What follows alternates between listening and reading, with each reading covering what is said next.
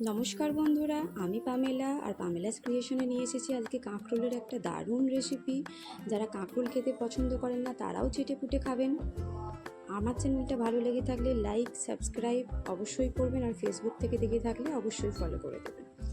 দেখুন, এখানে আমি আলু কেটে রেখেছি আর কাঁকরোলটাকে আমি এইভাবে কেটে রেখেছি লম্বা লম্বা করে, একটু পাতলা করে কাটতে হবে। আর আলুটা আমি এইভাবে কেটেছি একটু মোটা মোটা, আর পেঁয়াজ কেটে রেখেছিলাম আর টমেটো কুচি করে রেখেছিলাম।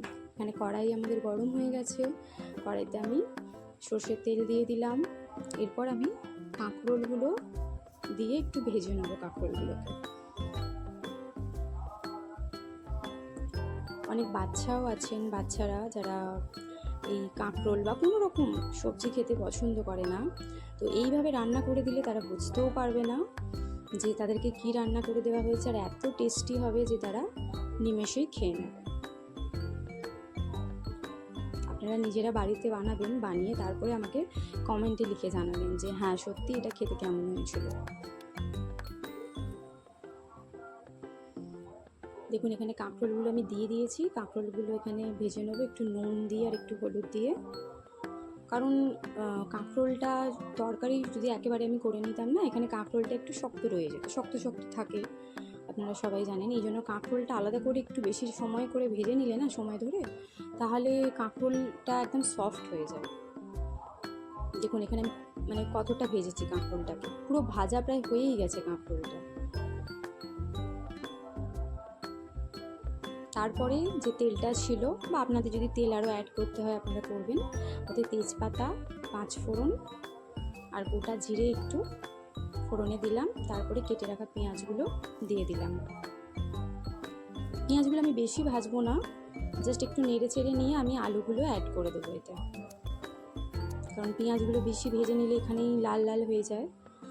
তারপরে তরকারিটা কষাতে কষাতে মানে টোটাল তরকারিটা প্রিপেয়ার হতে হতে পেঁয়াজটা একদমই হয়ে যায়, পেঁয়াজের টেস্ট পাওয়া যায়ই না। সে কারণে আমি শুরুতেই দিয়ে দিলাম আলুগুলো। এতে একটু নুন দিয়ে ভালো করে আমি ভেজে নেব।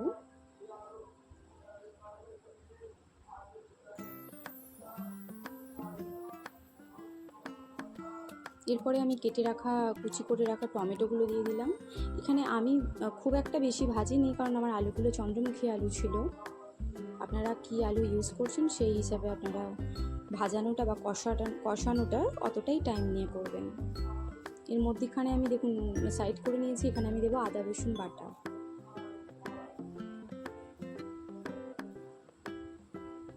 রাত্রিবেলা ডিনারেতে আমরা হাউসওয়াইফ যারা আছি তারা ম্যাক্সিমামটাই আমরা কনফিউশনে পড়ে যাই, যে কনফিউজ হয়ে থাকি যে কী রান্না করবো, রোজ রোজ ডেলি এই একই রান্না বান্না কী করব। তো ঘরে থাকা সবজি দিয়েই এত সুন্দর টেস্টি রান্না হয়ে যাবে, আপনাদের বেশি মাথা ঘামাতেও হবে না, বেশি টেনশন নিতেও হবে না এটা নিয়ে। আদা রসুন বাটাটা দিয়ে আমি দেখুন গোটা জিরে দিয়ে দিয়েছিলাম, জিরের গুঁড়ো দিয়ে দিয়েছিলাম, গোটা জিরে তো আমি ফোড়নে দিয়েছিলাম। এরপরে আমি হলুদের গুঁড়ো, লঙ্কার গুঁড়ো,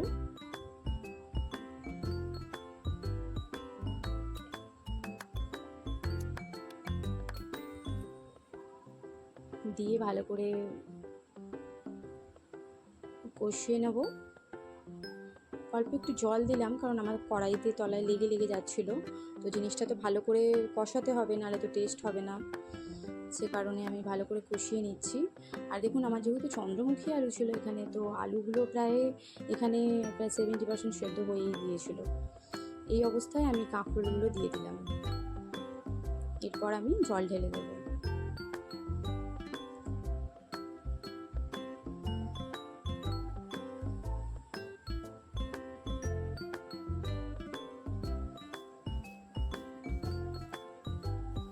খুব একটা বেশি জলও দেবো না, কারণ এটা তো আমি মাখা মাখা করবো, ঝোল ঝোল করবো না।